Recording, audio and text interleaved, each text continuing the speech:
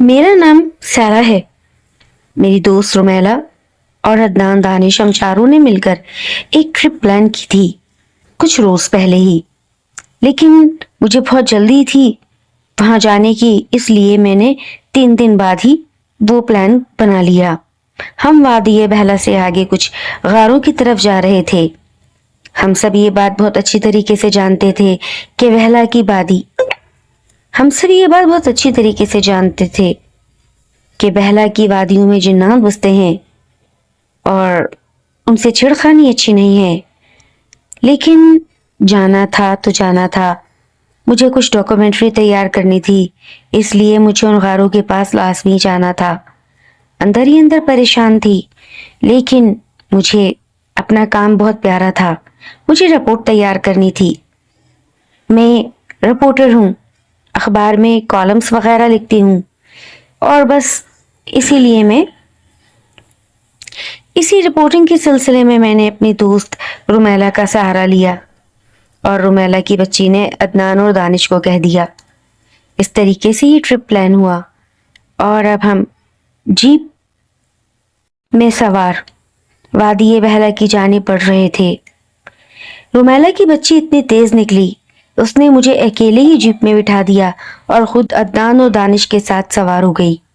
मेरे पास थोड़ा बहुत सामान ज्यादा था, इसलिए सारा सामान मेरी जीप में, कैमरा, बैग्स वगैरह रखे और तीनों वहां वो न्यूट्रल बैठ गए और मैं अपने सामान के साथ ड्राइवर के बराबर में ही थी और जबकि सामान मेरा पीछे रखा था।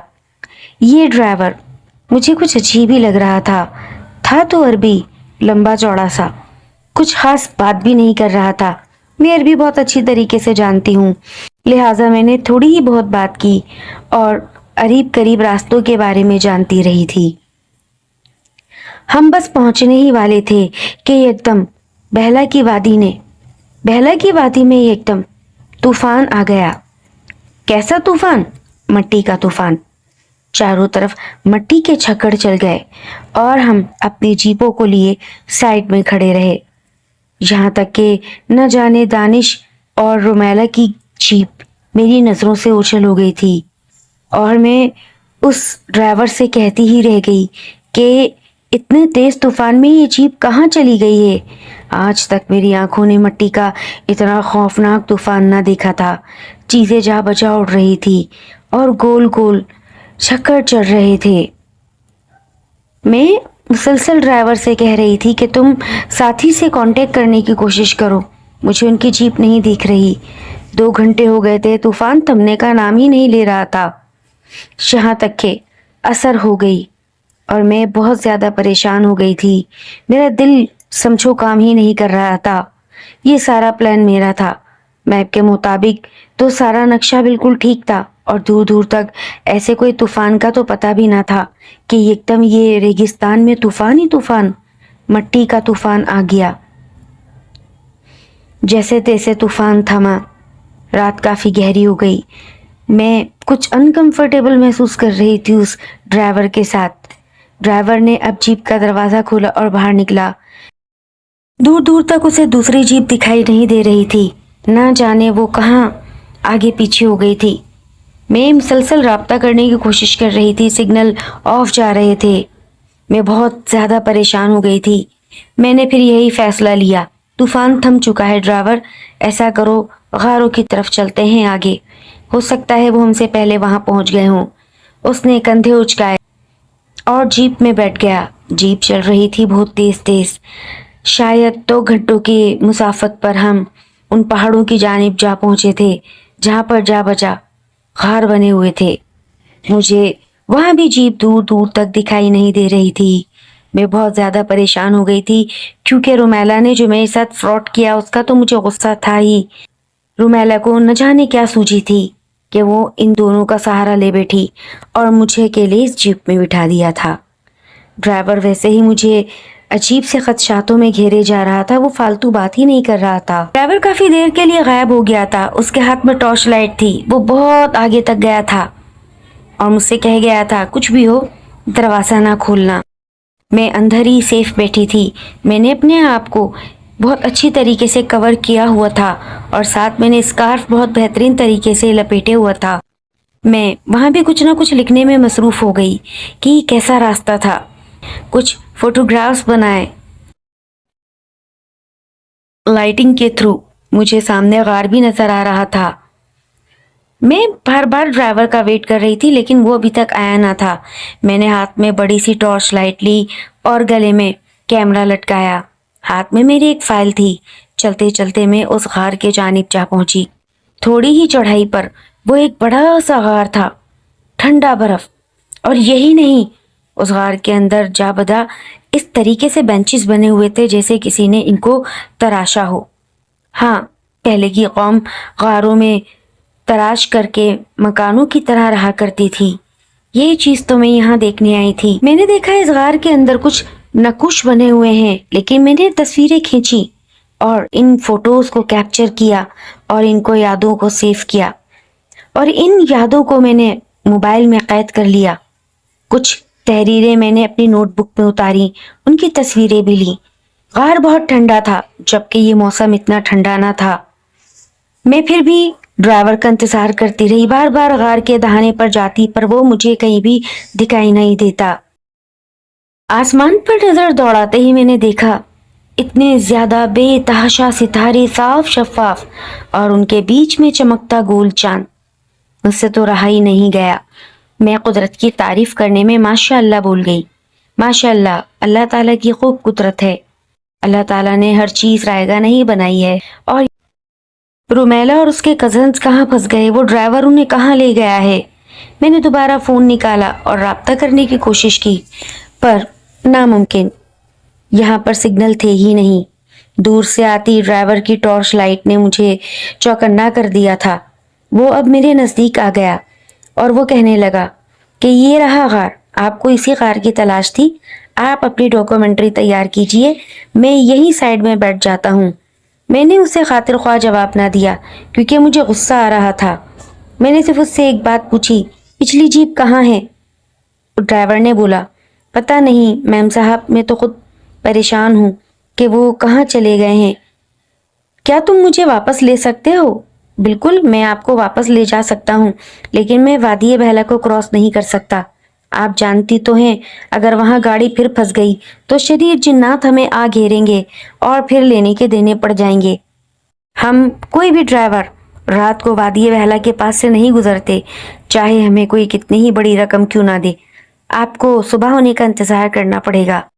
میں بہت زیادہ تشویش کا شکار ہو رہی تھی. مجھے بہت شدید بھوک لگی ہے. اگر جیپ کے اندر سے کچھ لے آؤ تو برا نہ مانو, لے آؤ یا میں ہی جا کے لے آتی ہوں.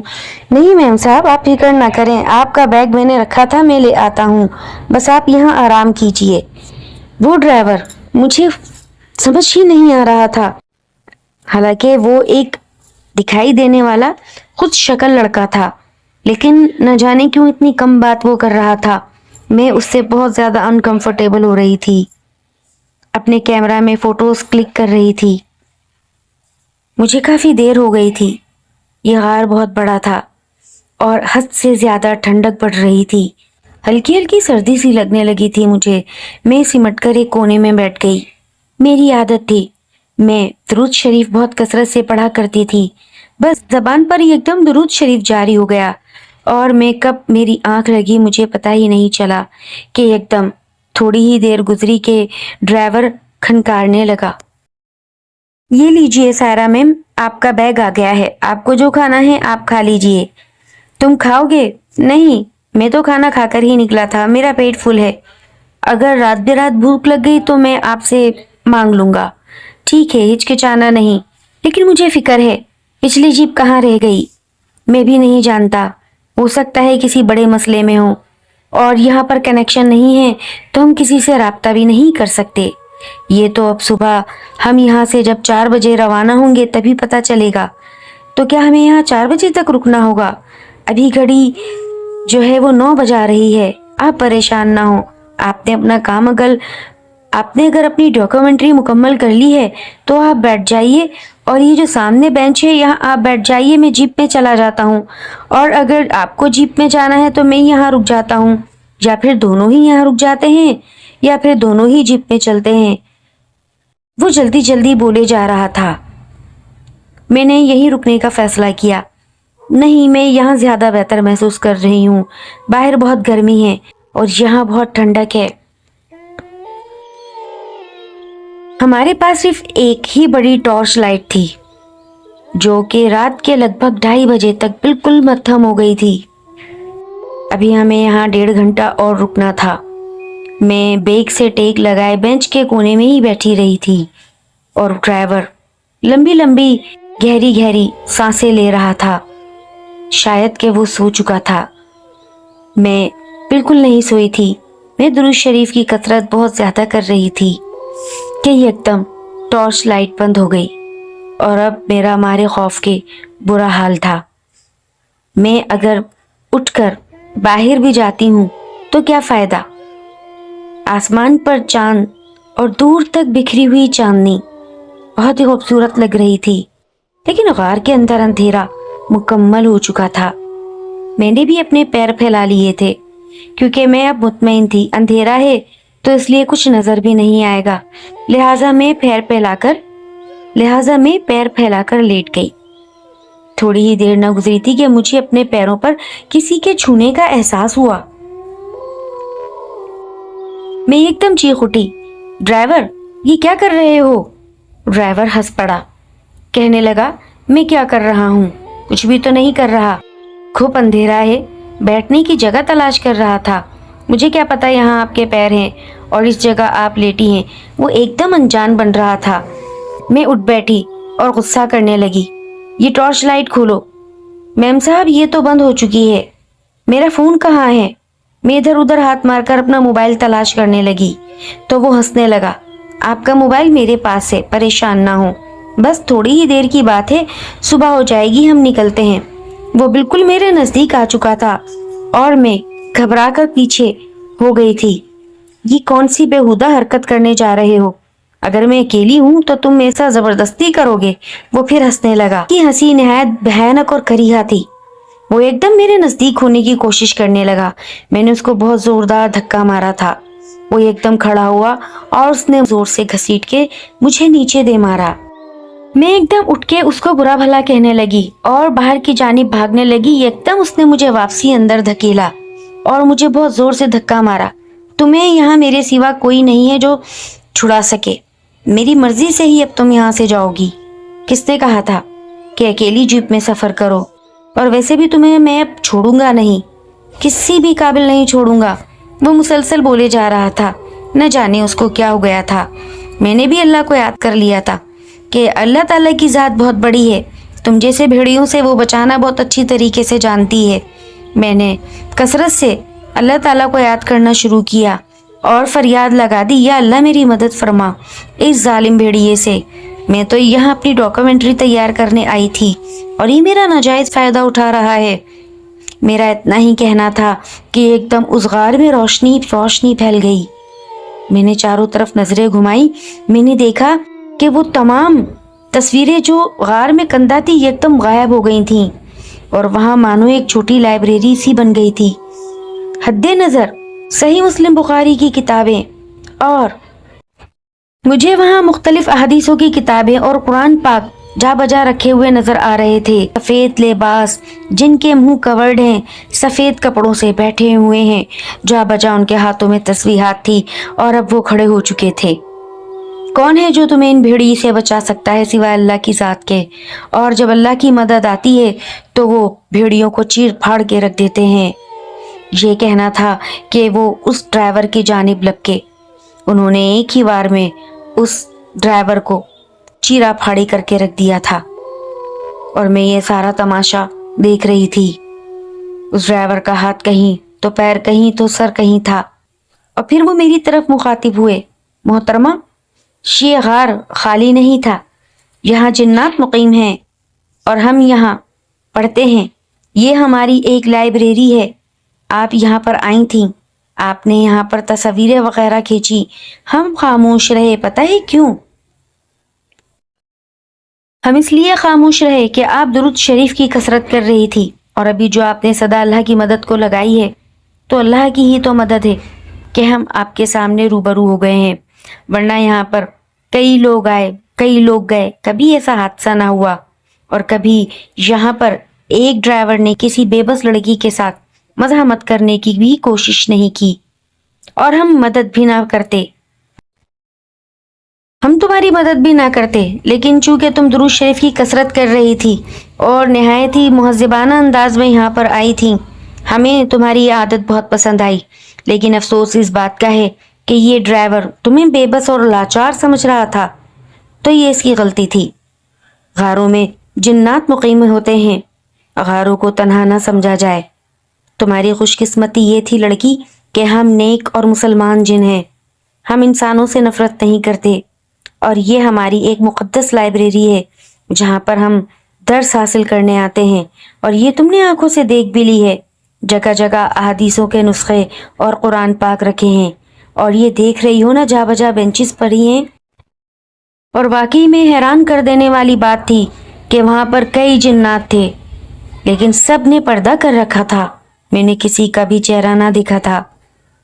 انہوں نے دیکھتے ہی دیکھتے وہ لاش بھی غائب کر دی. میں حیران اور پریشان تھی کہ یہ سب کیا ہو گیا. انہوں نے مجھے کہا کہ اب 3 بجنے والے ہیں, ہم بھی یہاں سے روانہ ہوں گے اور تم بھی یہاں سے نکل جاؤ اس سے پہلے کہ کوئی اور آفت تمہیں آن گھیرے.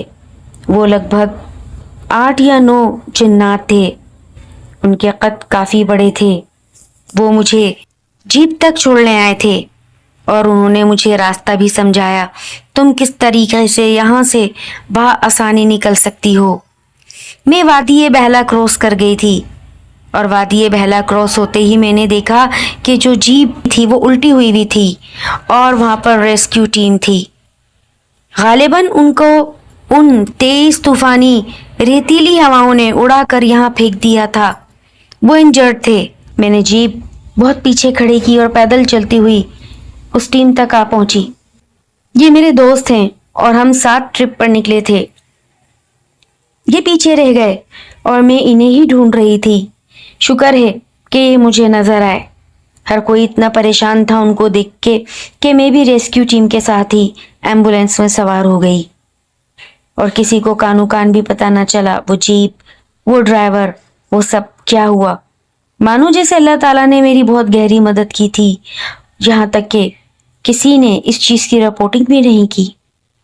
اور ہاں, میں نے وہ ہسٹوریکل پلیس نہ کور کرنے کا بہانہ بھی بنایا تھا اور نہ ہی میں نے اس کی ڈاکومنٹری آج تک کسی سے شیئر کی.